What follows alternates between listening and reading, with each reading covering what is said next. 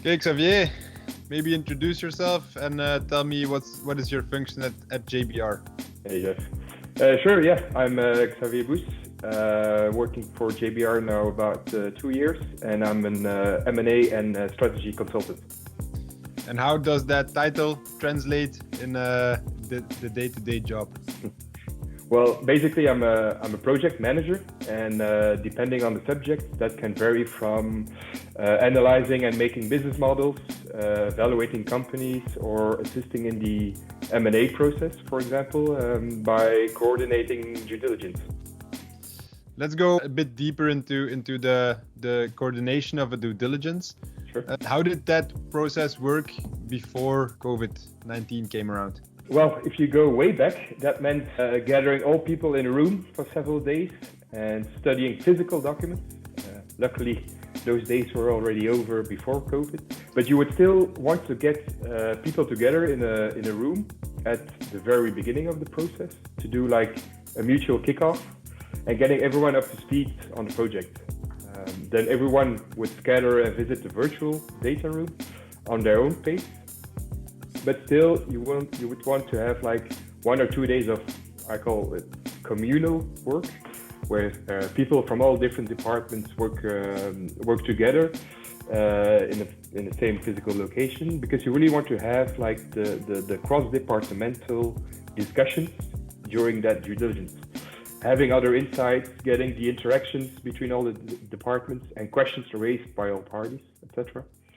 Just to have a better and deeper level of understanding of the file of the project.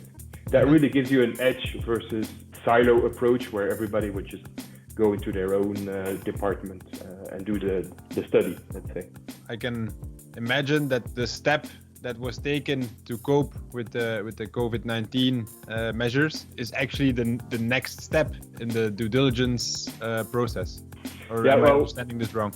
No, we were already switching to the virtual data rooms for a couple of years now, and they do work quite well, in my opinion, if they are well structured, because it gives the people the opportunity to work in their own way, in their own speed, own home environment, for example, and it also centralizes stuff like Q&A, etc.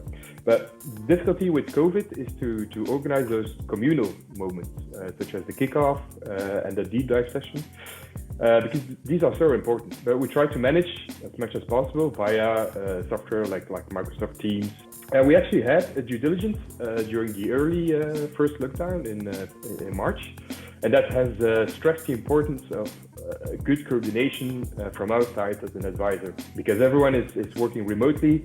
The sense of, let's say, urgency and responsibility can get lost sometimes. So it really means, chasing people around often. How do you think things will unfold when either we have a vaccine or the numbers start dropping dramatically? Yeah, well, there are a couple of things that I think are here to stay, like the virtual data rooms, of course. That's the most obvious one, and having virtual meetings via Teams, etc. For example. Well, just because it's so easy to organize and people do not lose time by traveling. However, when the due diligence is finished and the real negotiations are about to start, you still want to have the face-to-face meeting at the same table. Okay, Xavier, I think that was a really insightful talk. Thanks for your time. Hope that we can do a lot of real-life due diligence soon. My pleasure, Jeff. See you around. Bye, man.